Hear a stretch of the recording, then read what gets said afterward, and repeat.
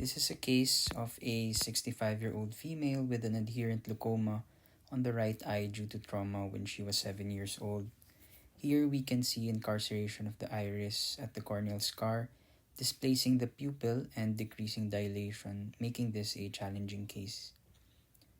After staining the anterior capsule with trypan blue dye, I inject dispersive viscoelastic and try to viscodilate the pupil. I measure 5.5 millimeters for capsulorrhexis, but it seems that the pupil is dilated to just 5 millimeters. I decided to use iris hooks for better visualization and dilation, knowing that I won't be able to see my rrhexis at the area of the corneal scar. I initially planned to use just 2 iris hooks, but looking forward, I thought it would be difficult to clean up the subincisional area. I placed another iris hook temporarily, starting with the conjunctival peritomy, to expose the sclera as I planned to make it a posterior limbal paracentesis. The iris hook will be under my limbal main incision. Here I am applying the iris hook to better visualize the subincisional area.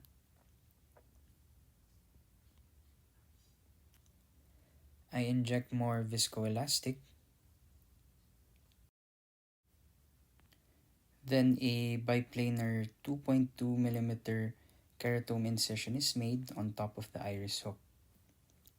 An initial nick on the anterior capsule is made by a cystotome and continued using a utrata forceps. This is the most challenging part in managing these cases since the capsulorrhexis is sort of done blindly because of the scar. It is important to make sure the AC is filled with viscoelastic and visualize the placement of the flap under the scar to ensure a continuous rrhexis. Luckily, I made an adequate size and appropriate rrhexis. Now, hydrodissection is done. It is important to get a good dissection to be able to rotate the nucleus for disassembly.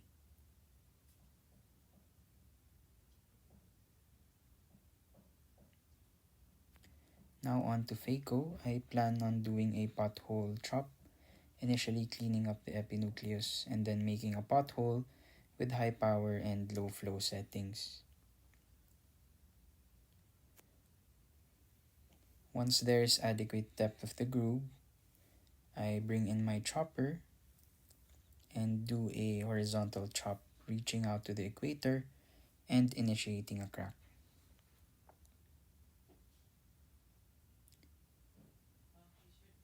I tried doing a cross chop but didn't work as my chopper was too shallow.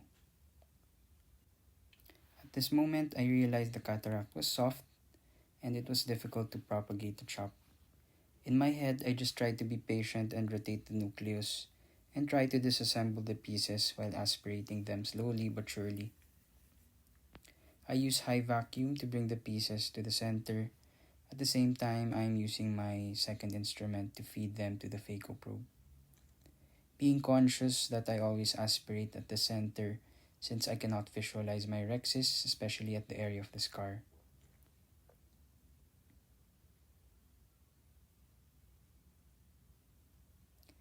I ensure the endothelium is protected by recoating with viscoelastic. At this point, there is minimal nucleus left. I make sure to present the pieces to the probe using my chopper. For the last chunk, I used my chopper to push the piece from under and tumbling it to be aspirated by the Phaco probe. When I saw the appearance of the posterior capsule, although this isn't a posterior polar cataract, I wasn't sure of the integrity of the posterior capsule and decided to place viscoelastic prior to removal of the Phaco probe.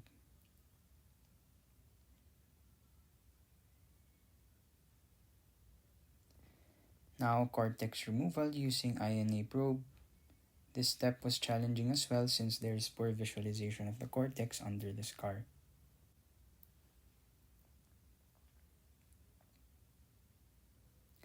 Cohesive viscoelastic is placed to fill up the capsule.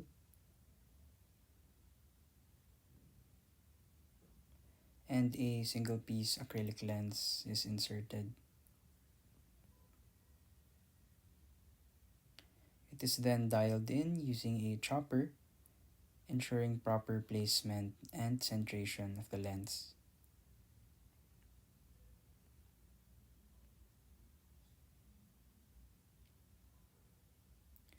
Now I aspirate the remaining viscoelastic.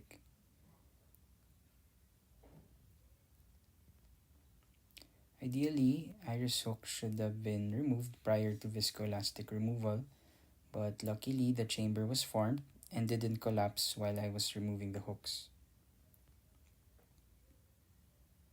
Now I make sure incisions are sealed and I go in again, removing remaining viscoelastic.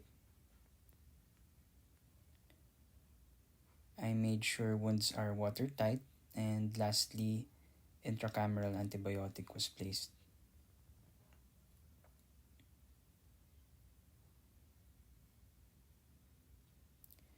This is the patient's eye pre-op and 1 day post-op.